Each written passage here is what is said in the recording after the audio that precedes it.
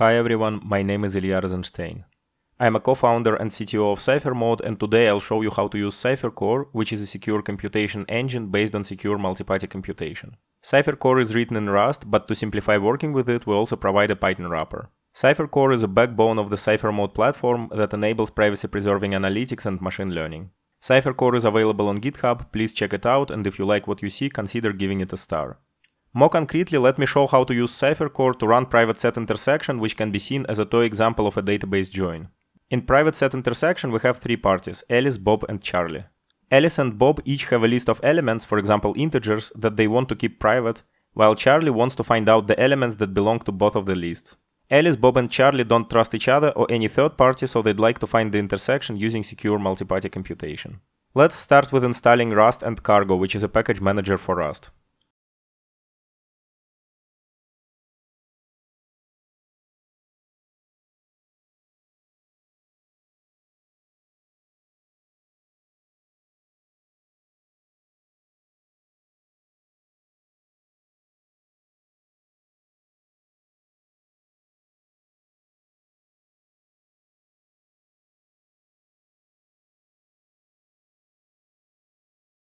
Okay, now let's download and build CipherCore command line tools.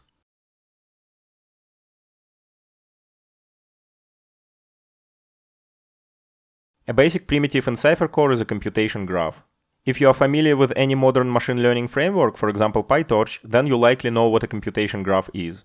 In a computation graph, the nodes correspond to basic operations and the arcs between the nodes correspond to their dependencies. In CipherCore, both user-defined computations and compiled secure protocols are simply computation graphs. Let us start with generating a graph for the private set intersection.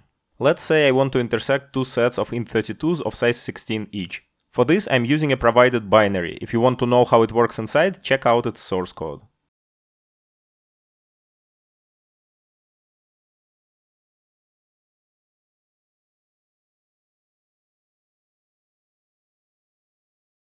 This is our generated graph in the JSON format. In principle, it's human readable, but it's a bit hard to make sense of, so let's visualize it.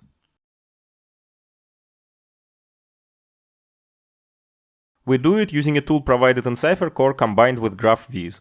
GraphViz is an awesome graph visualization tool, and you need to have it installed if you want to follow along this tutorial.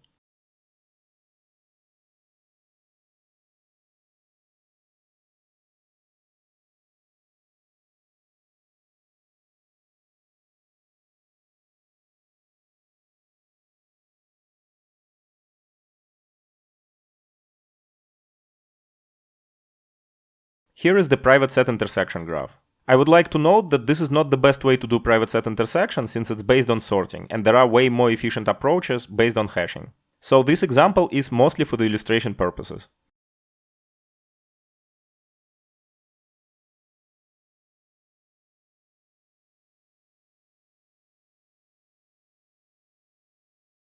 Okay, so we generated the graph for private set intersection. What's next? In general, CipherCore consists of three major parts. Compiler converts a user-defined graph into a graph of the secure protocol. All the secure multi-party computation magic is contained in the compiler. After the secure protocol is produced, it can be run using local evaluator or the runtime.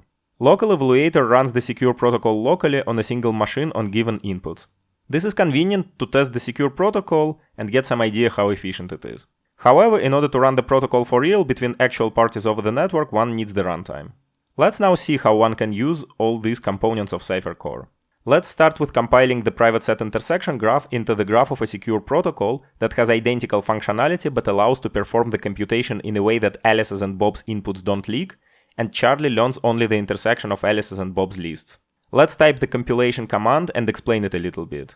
Here, depth optimized default is a certain optimization flag which isn't too important for now, while 0, 1, and 2 mean that the inputs are provided by party 0, Alice, and party 1, Bob, and the output should be received by party 2, Charlie.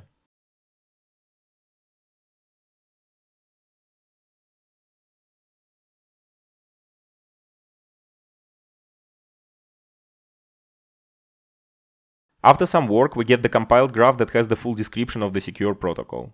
The new graph is a bit too big to visualize, but let's try to get some useful statistics about it to make at least some sense out of it. As you can see, our graph takes as inputs two arrays of int32s, size 16 each, and outputs a pair, where the first component is the intersection values themselves, and the second component is whether a given element belongs to the intersection or not. Remember that the intersection can be smaller than 16 elements. We also see that running the secure protocol for private set intersection would require 216 network rounds and amounts to exchanging 23 kilobytes of data. To test this graph, let's execute it using the local evaluator. For the evaluator, we provide two options. First, we provide a reference implementation on GitHub and within the Rust package we installed in the beginning of this video. It's a very simple and nice evaluator that is easy to build upon, however the downside of it is that it's not particularly efficient. Hence the second option of a fast local evaluator, whose performance is a good approximation of the performance of the runtime, modular network communication.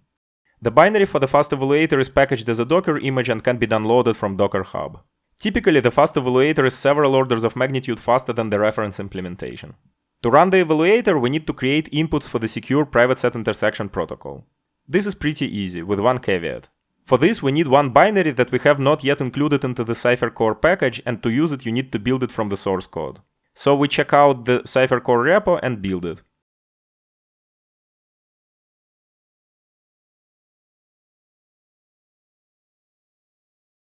Now let us run this binary, which is called CipherCore Gen0 input, and we get a sample input for our secure protocol in the form of JSON.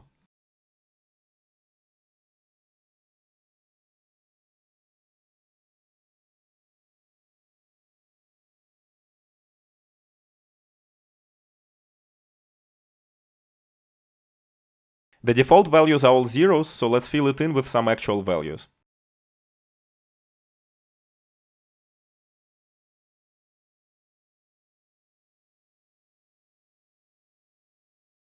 Finally, it's time to run the local evaluator, specifically the reference implementation. To run it, we simply need to specify the graph and the inputs, and it gives us the result.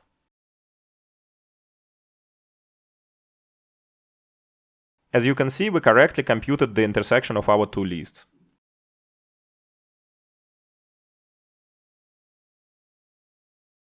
Now let us run the fast evaluator on the same example. To run the fast evaluator, you need to have Docker installed and to download the script that we provide. The script is called run CipherCore docker.sh.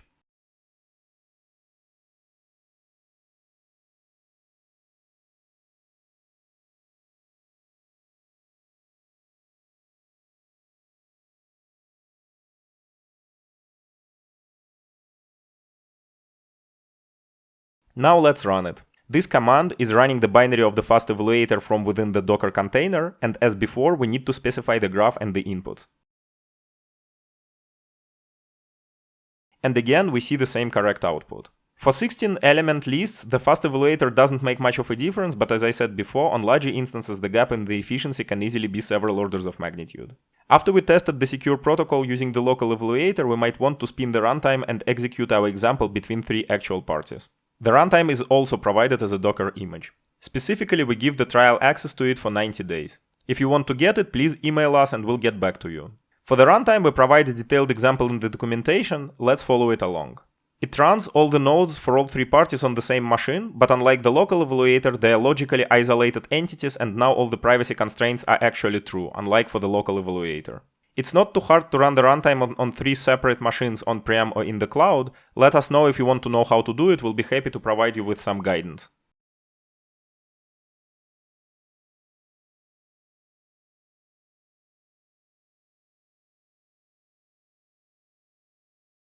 First, we need to download the Docker image of the runtime. In order to get access to it, you need an access token. Email us to get it.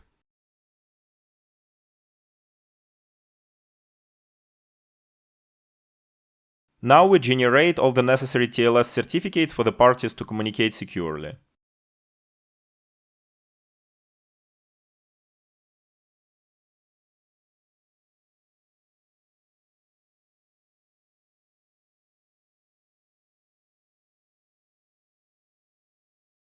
Next, let us copy the example graph and input data as instructed in the example.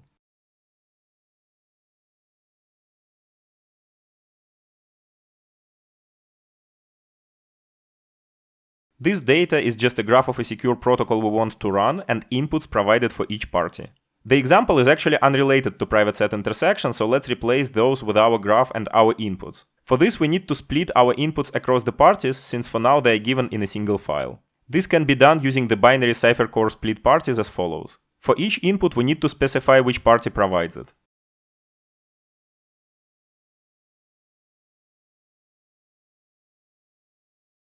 In our case, the first input is provided by Alice, party 0, and the second one by Bob, aka party 1.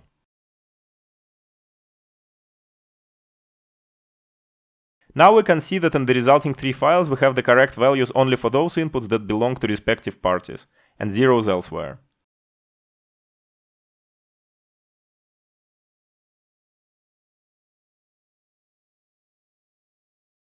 So let's now copy all the necessary files in the folder we created.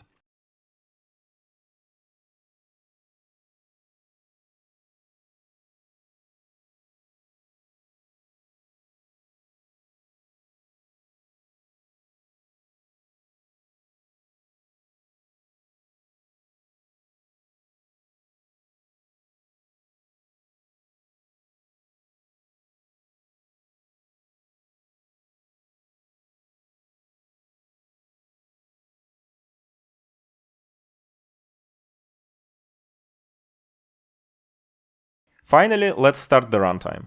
We first need to run the so-called data nodes and compute nodes. In general, we have one data node and one compute node per party.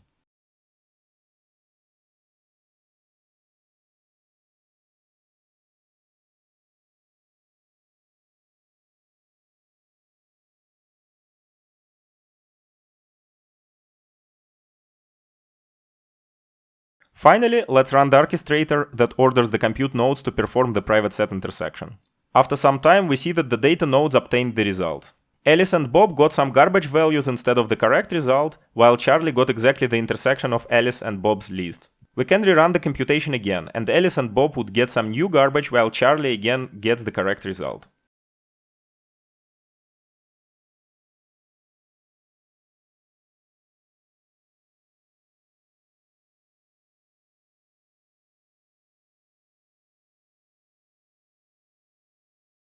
Finally, we run a script to stop all the data and compute nodes.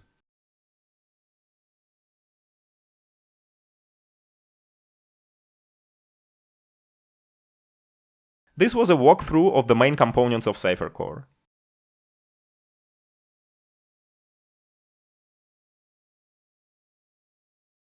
To dig deeper, the next natural step would be to dive into a few examples we provide, both in Rust and Python, for a few computation graphs that correspond to useful computations you might want to run in a privacy-preserving manner. After studying the examples, if you are interested to create your own computation graphs, the most natural way to do it would be to implement it in Python.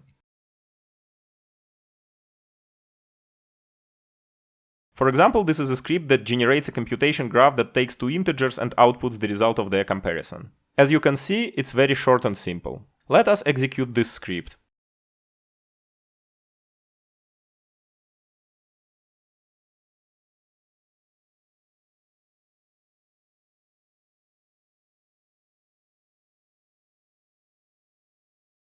For this, we need to spin up a virtual environment for Python and install the Python wrapper for CipherCore using pip.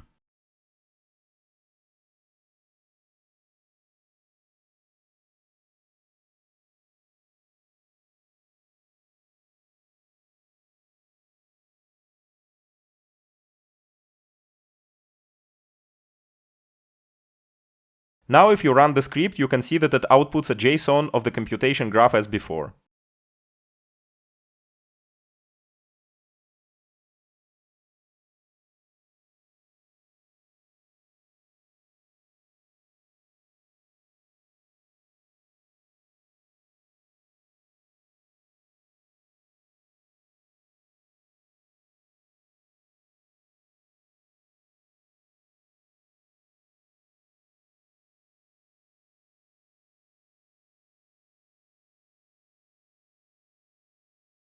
If we visualize this graph, we can see that it's very small. And as before, we can compile it into a secure protocol which can be executed using a local evaluator or the runtime.